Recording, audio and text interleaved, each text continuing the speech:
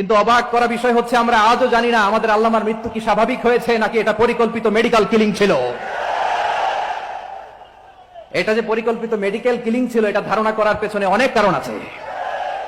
তিনি আধিপত্যবাদের বিরুদ্ধে সোচ্চার ছিলেন, ফ্যাসিবাদের বিরুদ্ধে সোচ্চার ছিলেন, রাজনৈতিক প্রতিহিংসার শিকার ছিলেন। এজন্য এটা মেডিকেল কিলিং হতে পারে এ ধারণা আমরা করতেই পারি। আওয়াজ করে বলেন ঠিক কিনা?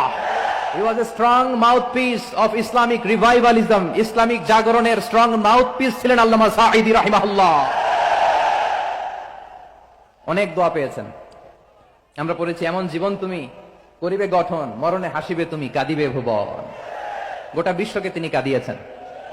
আল্লামা যখন ইন্তেকাল করলেন আমি তখন মালয়েশিয়া থেকে যুক্তরাষ্ট্রে একটা কনফারেন্সে যোগ দিতে যাচ্ছি, কাতার এয়ারলাইন্সে। মালয়েশিয়া থেকে দোহাতে নামলাম। দোহায় যখন আমার ট্রানজিট তখন শুনতে পেলাম যে আল্লামা বিদায় নিয়েছেন। সোশ্যাল মিডিয়ায় শুনে বিশ্বাস করতে পারলাম না। মুহূর্তের মধ্যেই মাসুদ সাঈদী ভাইকে মেসেজ করলাম, উনি কোনো উত্তর দিতে পারলেন না। মাসুদ ভাইয়ের সাথে যখন কোলাকুলি করি, আমাদের শামীম ভাইয়ের সাথে যখন কোলাকুলি করি, মনে হচ্ছে আল্লামা সাঈদীর ঘ্রাণ পাই। শরীরটা লিটারালি কাঁপছিল, নিজেকে মানাতে পারছিলাম না, বিশ্বাস করতে পারছিলাম যে আসলে আল্লামা বিদায় নিয়েছেন। ইন দ্য মিন টাইম আমার সেকেন্ড ফ্লাইট দোহা টু নিউ ইয়র্ক, 12 ঘন্টার ফ্লাইটে উঠলাম। ইন্টারনেট থেকে বিচ্ছিন্ন হলাম। নামার পরে শুনলাম আল্লাহু আকবার, যেখানে ওনাকে কবরস্থ করার কথা ছিল সেখানেও কবর দিতে দেয়া হয় নাই। ছবিগুলো দেখতে লাগলাম, হাসিমাখা মুখ, হাসিমাখা নিথর দেহটা, মরণে হাসিবে তুমি কাঁদিবে ভুবন।